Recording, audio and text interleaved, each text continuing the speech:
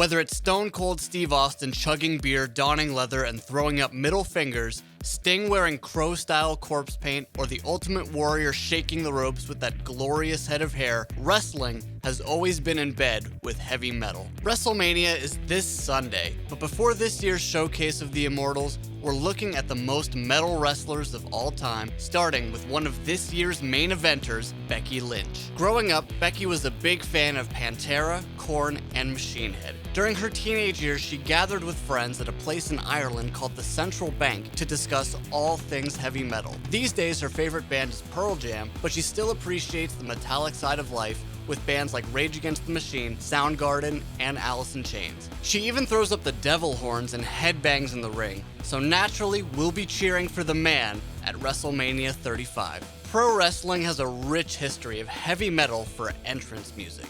The Sandman and Sting both came out to Metallica, CM Punk to Killswitch Engage. The Road Warriors once used Black Sabbath as an entrance theme, Rob Van Dam came out to Pantera, Edge to Alter Bridge, and The Undertaker to Limp Bizkit. But we don't talk about that. The king of metal entrances, though, has to be Triple H.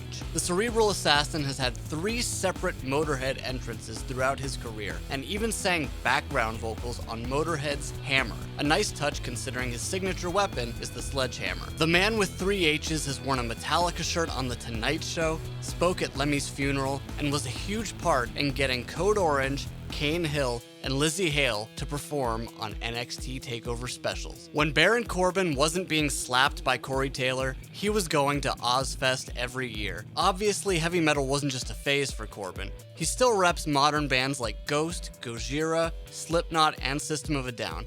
Corbin's also a huge Marilyn Manson fan, which explains why he calls one of his finishers Deep Six. 2 more metal-inspired finishing moves, Roderick Strong's End of Heartache, and of course, the Walls of Jericho. Nobody reps heavy metal quite like Chris Jericho. His childhood dream was to become a pro wrestler and a rock star, and he actually did it. He's making hits with Fozzy, he's constantly interviewing bands and debating the merits of classic metal albums on his Talk is Jericho podcast, and his name and finishing move are both a tribute to Halloween's Walls of Jericho album. Growing up, I was always a huge fan of the rock and metal tag teams. Teams like the Road Warriors, Demolition, the Rockers, the Headbangers, they were all awesome. But right now, probably the most metal tag team is Aleister Black and Ricochet. As a metalhead, I've been high on Black ever since he debuted in NXT, but I became a true fan once I saw him warming up while wearing a Shining shirt. Since then, I've seen Black repping Dark Throne, Mayhem, Venom Prison,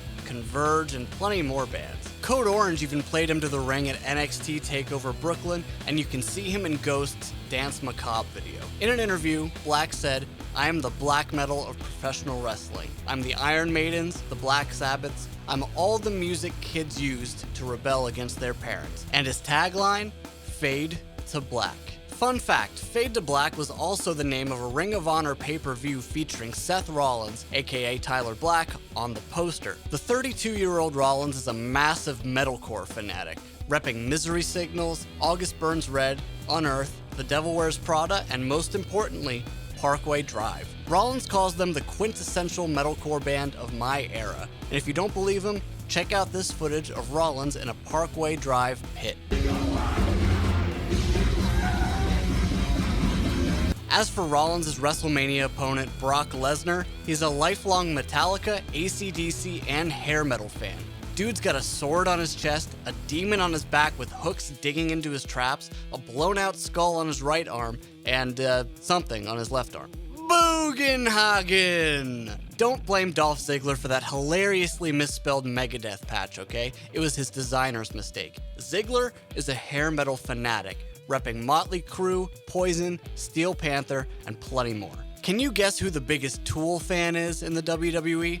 It's probably Braun Strowman. The former Arnold Amateur Strongman champion digs music heavier than his power lifts. He's even friends with Adam Jones, so hopefully he can convince the guitarist to put out a goddamn album before next WrestleMania. Alright, enough messing around, because the living embodiment of heavy metal is undoubtedly The Undertaker. Dark, terrifying. He comes out to the funeral march with graveyard bells and depressive choir sounds. Undertaker's got demonic tattoos covering his whole body, including a Paul Booth. He threw Mick Foley off the top of Hell in a Cell before throwing him through Hell in a Cell. He even had a new metal biker phase, but again, we don't talk about that. He dragged Kane and Diesel straight to hell. He's been buried alive 3 times. He drowned Paul Bearer in a coffin of concrete. He tried to embalm Stone Cold Steve Austin alive. He is absolutely the most metal wrestler in history. Thanks for watching, everyone. Make sure to check out Wrestlemania this Sunday on the WWE Network. Follow Loudwire on Facebook, Instagram, and Twitter. You can follow me on Twitter at GramWire, and we'll see you next time.